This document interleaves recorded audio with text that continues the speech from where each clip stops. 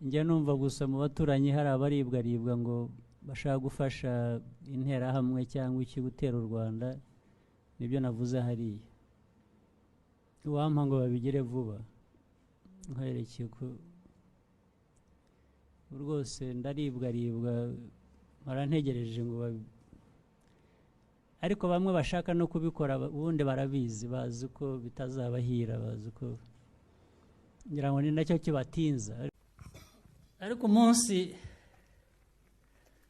hagize uwibeshya akatwishoraho, ntabwo azasubiraho yaturutse, ntabwo byakunda.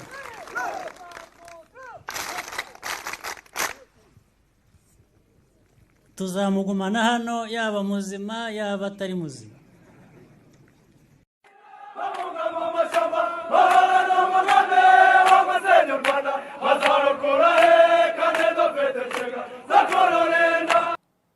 Nibwo Abanyarwanda mwibaze murebe ngo ariko ibi ngibi isi yose ijya ikavuga u Rwanda, ikavuga iravuga ibibazo bya Kongo, ariko ikirirwa uvuga u Rwanda.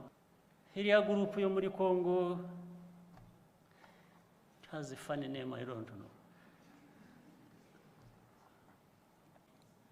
Really? Now, niba ari Kagame bashaka, they are capable of doing wrong things. On that one, they are very good. So, they are free.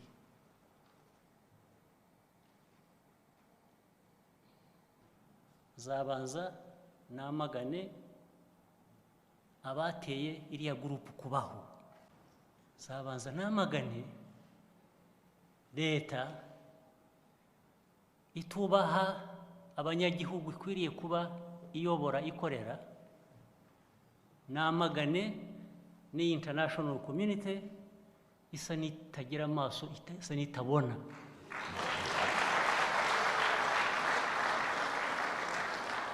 Baba M23, baba leta ya Congo, baba international community, bose kuriye they are ideologically bankrupt.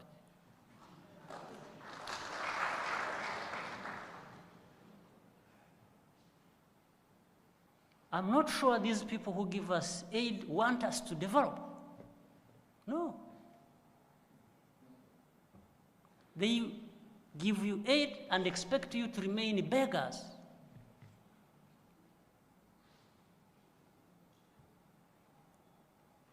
They give you aid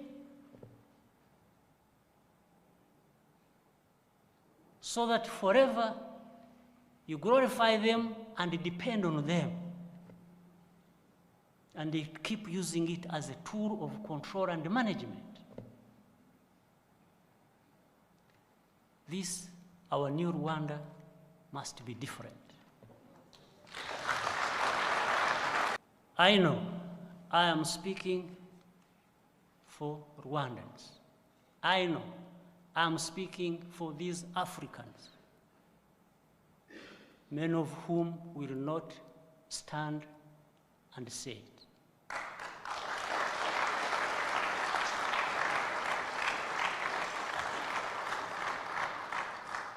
Niba nibeshya ntavugira Abanyarwanda bose ko ariko babyumva, niba nibeshya ko ntavugira Abanyafurika ko ariko babyumva,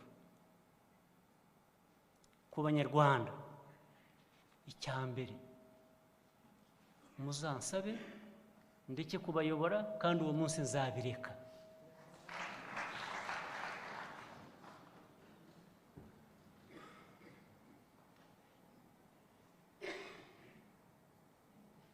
Uwo munsi nimwumva ko ntahagarariye inyungu z'u Rwanda uko bikwiye, ye n'ubinsaba ntibizashira n'iminota.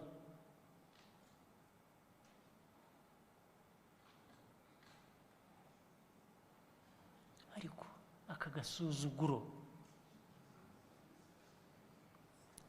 this injustice cannot and should not be tolerated.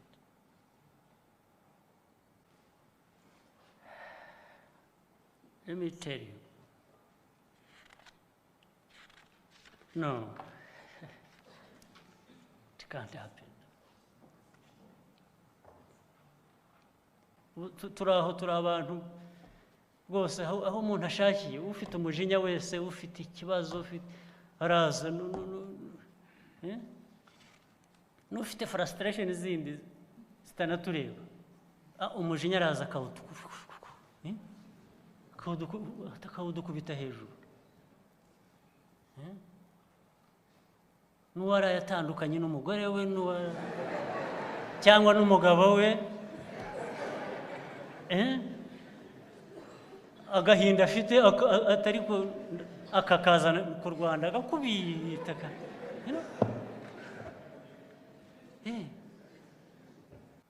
nta mategeko yubahirizwa. Wese waba utubahiriza amategeko ugashaka ko abandi bayubahiriza gute? Bakurikije iki? Wowe ukurikiza iki ahubwo?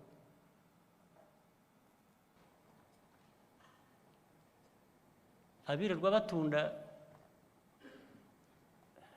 umutungo wa Kongo bawujyana iwabo. Hari uwo mwari mwumva twafatiye ku road block?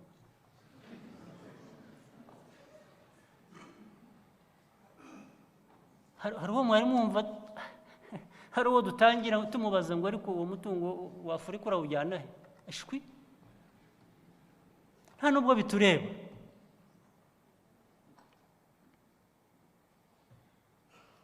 Ariko nabyo ejo bazahindukira bavuga ngo ariko umutungo wa Kongo abanyarwanda niwo ubakijije. Umutungo wa Kongo ubudakiza abanyekongo ba nyirawo.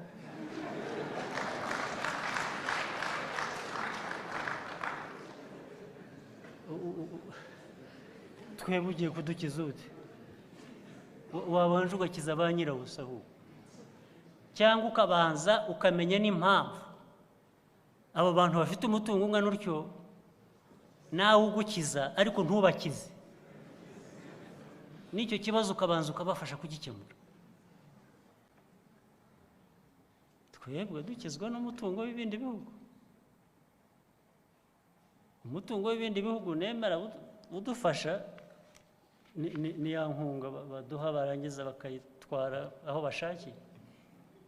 Ibyo ngibyo sinabihakana, ahubwo kenshi turanayibashimira nuko batumva.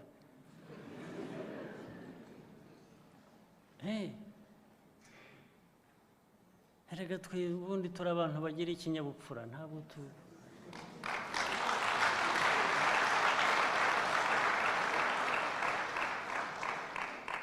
ntabwo waduha ngo tubure kwitora nibura ishimwe. Iyo tudafite ibindi tukwitura turagushima nibura. Ariko hari ibindi bitagira ikinyabupfura binaguha byarangiza bikagucyurira. Icyo kinyabupfura ni icyahe nacyo iyo ni international standard. Itanga yarangiza igacyurira, kaguha abangiza nkagukurikirana nkakujomba.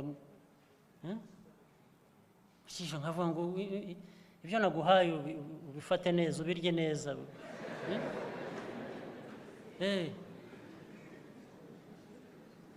Nkagukurikirana no mu gikoni nkajya kureba uko wabitetse. Ubose ni umuco wahe? Nta muco.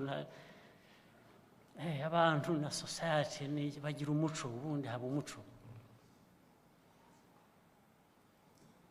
Ariko iyo birimo agasuzuguro, iyo birimo umwirato, iyo birimo kumva ko ariko se wagira ingufu ntugire. Ubundi people who have power and who have a lot of it should also be wise. Yes, should wisely exercise that power. After all, if you have power, Why not? Why don't you exercise it in a good way, in a wise way? Why do you have power and you go stepping on, you know, people who are powerless? Why do you use your power to step on the powerless, on the poor? Why would you do that?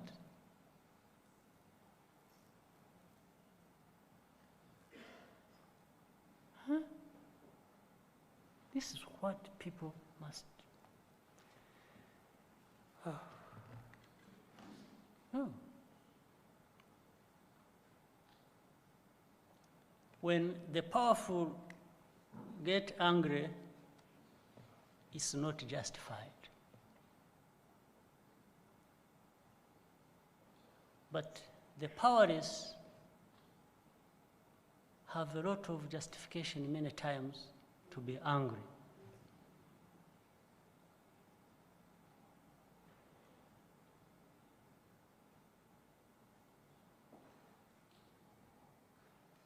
The powerful, please don't abuse your power. Kugaragura, gufata umuntu ukennye cyangwa imbaraga nke ukamugaragura, ntabwo bibaho. Ku bantu bagira culture, bagira umuco, ntibibaho. Nta muco nzi bibaho. Ntabwo ugaragura umuntu w'intege nke, ntabwo umujomba ngo umujye hejuru